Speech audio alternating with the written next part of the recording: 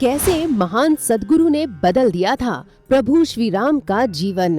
क्यों एक सद्गुरु का कहा कभी टाल नहीं पाए थे विष्णु के अवतार प्रभु श्री राम। क्या एक गुरु के कहने पर प्रभु श्री राम ने किया था माँ सीता का त्याग? क्या एक गुरु के आदेश पर श्री राम ने किया था वाली का छिपकर वध?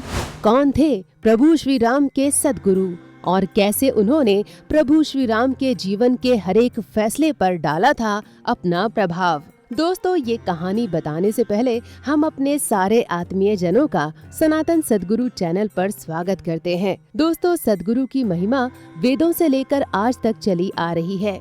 स्वयं भगवान भी जब पृथ्वी पर अवतार लेते हैं तो उन्हें भी सद्गुरु की आवश्यकता पड़ती है, चाहे वो श्री राम के सद्गुरु विश्वामित्र रहे हों या फिर श्री कृष्ण के गुरु सांदीपनी ऋषि रहे हों। और सबसे बड़ी बात यह है कि स्वयं भगवान विष्णु के साक्षात अवतार होने के बावजूद श्री राम और श्री कृष्ण दोनों ने ही अपने गुरु के आदेशों का पालन अपने पूरे जीवन में किया और अपने सद्गुरु की शिक्षाओं का ही पालन किया। लेकिन आज हम अपनी कथा को प्रभु श्री राम और उनके सद्गुरु पर ही केंद्रित रखते हैं और जल्द ही आपके लिए हम सनातन सद्गुरु चैनल पर श्री कृष्ण और उनके सद्गुरु की कथा भी लेकर आएंगे। वैसे तो प्रभु श्री राम के कुलगुरु महर्षि वशिष्ठ ही थे और उन्होंने ही श्री राम के बचपन में शस्त्र और शास्त्रों की शिक्षा दी थी। लेकिन जब अयोध्या में विश्वामित्र जी का आगमन होता है तब श्री राम के जीवन में उनके सद्गुरु का आगमन होता है।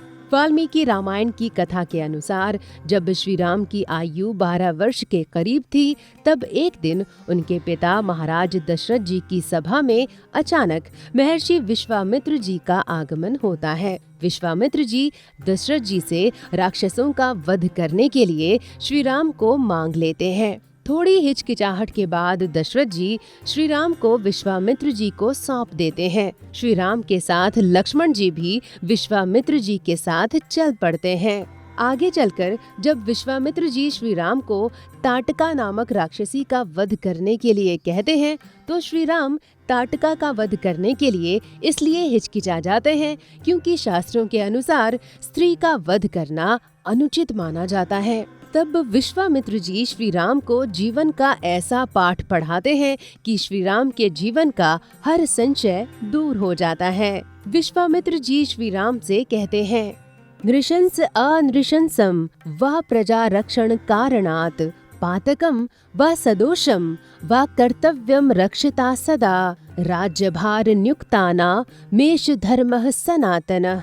अर्थात प्रजापालक राजा को प्रजाजनों की रक्षा के लिए क्रूरतापूर्ण या क्रूरता से रहित पाप युक्त या दोष से युक्त कर्म भी करने पड़े तो कर लेना चाहिए। ये बात उसे सदा ध्यान में रखनी चाहिए कि जिनके ऊपर राज्य के पालन का भार है उनका तो ये सनातन धर्म है। इस श्लोक में विश्वामित्र जी ने श्री राम के जीवन में आने वाली हर एक स्थिति में उन्हें कैसे फैसले लेने हैं इसके बारे में स्पष्ट आदेश दे दिया है। विश्वामित्र ने श्री राम से कहा कि प्रजा की रक्षा और उनकी खुशी के लिए राजा को बहुत कठिन फैसले लेने होते हैं, यहाँ तक कि क्रूरता के काम भी करने पड़ते हैं और तो और अगर राजा को पाप भी करने पड़े तो प्रजा के हित के लिए पाप और गलत काम भी करने चाहिए। इस बात का राजा को हमेशा ध्यान रखना चाहिए कि उसके लिए प्रजा का हित और प्रजा की इच्छा ज्यादा महत्वपूर्ण है, उतनी महत्वपूर्ण कि उसे अपनी इच्छा के विरुद्ध जाकर भी काम करना पड़े तो उसे करना चाहिए। यही राजा के लिए सदा से चला आ रहा धर्म है। इसके बाद श्री राम को विश्वामित्र ये भी बताते हैं कि ताटका राक्षसी के अंदर स्त्री का कोई गुण नहीं है और वो एक अत्याचारी राक्षसी है। उसने प्रजाजनों का वध किया है, इसलिए ताटका का वध करने में कोई पाप नहीं लगेगा। अपने सद्गुरु विश्वामित्र जी की बात सुनकर श्री राम तुरंत ताटका और सुबाहु राक्षस का वध कर देते हैं। लेकिन अपने सद्गुरु की दी हुई शिक्षा वे हमेशा याद रखते हैं और वो सीख थी, प्रजा के कल्याण के लिए या प्रजा की इच्छा के लिए उन्हें गलत काम भी करना पड़े तो वे करेंगे।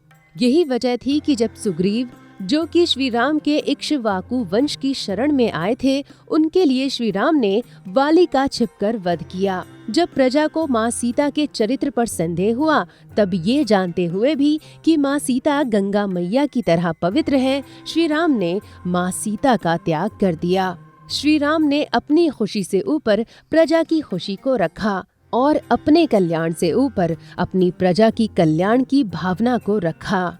भले ही माँ सीता के त्याग और वाली का छिपकर वध करने की वजह से आज भी श्री राम की कई लोग आलोचना कर देते हैं, लेकिन श्री राम ने अपने सद्गुरु की शिक्षा के पालन को अपने जीवन का ध्येय माना और उन्होंने वही किया जिसकी शिक्षा उनके सद्गुरु विश्वामित्र जी ने दी थी। तो दोस्तों, जब श्री राम अपने सद्गुरु की शिक्षाओं पर चल सकते हैं, जबकि वे तो स्वयं भगवान हैं, तो हमें भी अपने सद्गुरु की शिक्षाओं का पालन करना चाहिए, है ना? अगर आपको हमारा ये वीडियो पसंद आया हो तो आपसे निवेदन है कि आप इसे जरूर लाइक करें और हमारे चैनल सनातन सद्गुरु को भी तुरंत सब्सक्राइब कर लें, ताकि आपको सनातन सद्गुरु के बारे में जानकारियाँ मिल सकें। धन्यवाद।